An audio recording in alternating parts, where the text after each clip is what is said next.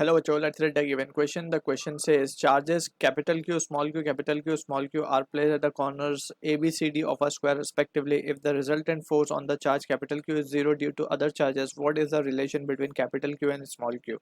Option A, capital Q equals to minus 2 root 2 small q. Option B, capital Q equals to 2 small q. Option C, capital Q equals to 2 root 2 small q. Option D, capital Q equals to minus 1 by 2 root 2 small q.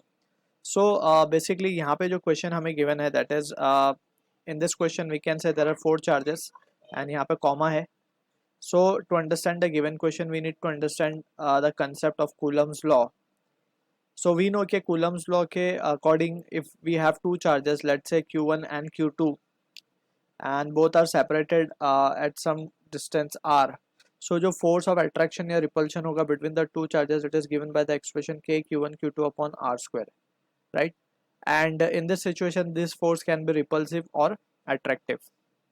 ये तो बात हो गई force के magnitude की, right? And for direction we can easily see के अगर charges like हैं, that is same nature के हैं, so force will be repulsive, and अगर unlike है, so force will be attractive. So these are the few basic things that we know.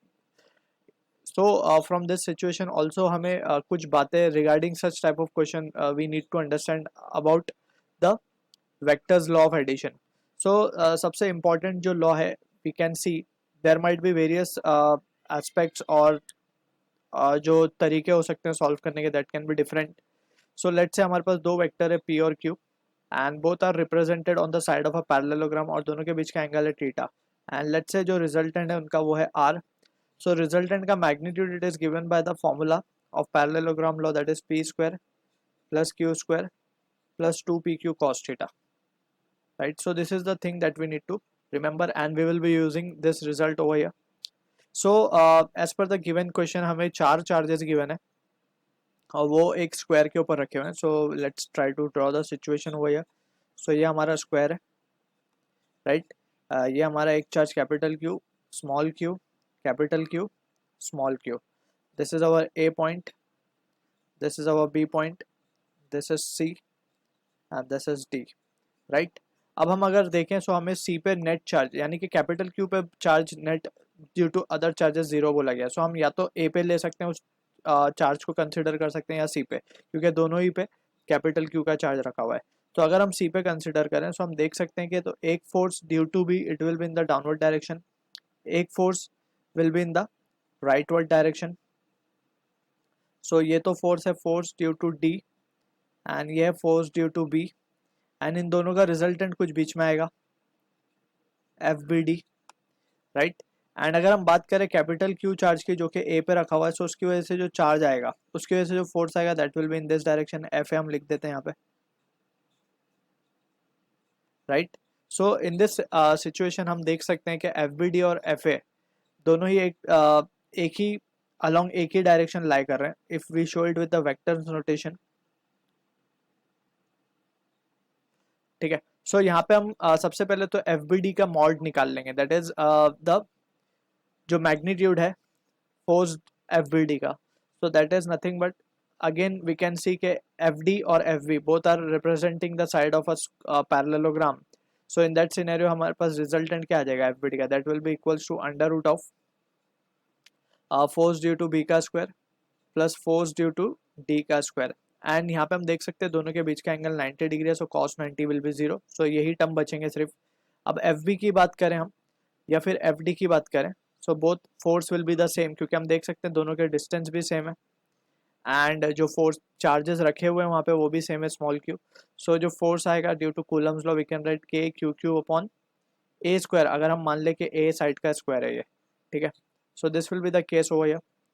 अब we can just substitute the values in this expression. So हमारे पास जो result आएगा that will be equals to root two k q upon a square.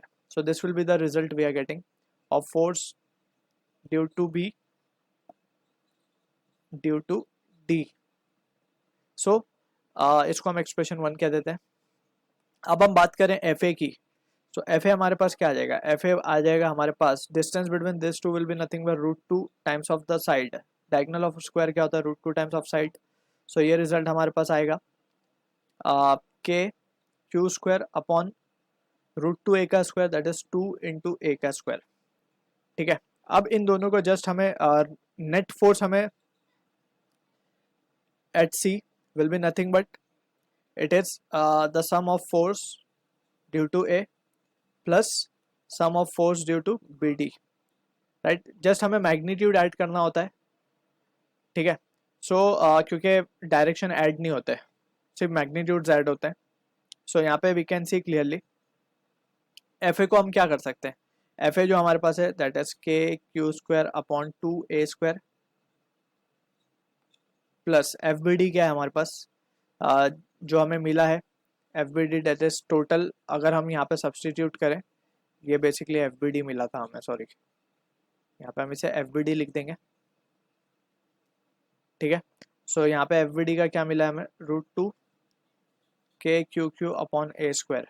So simply जब हम इसको solve करेंगे और नेट फोर्स हमें सी पे दी गई है 0, सो इन दैट सिनेरियो हम क्या लिख सकते हैं, फाइनली जो रिजल्ट हमारे पास आएगा that can be written as, अगर हम इसे ये साइड ले जाएं, so K Q square upon 2a square will be equals to minus of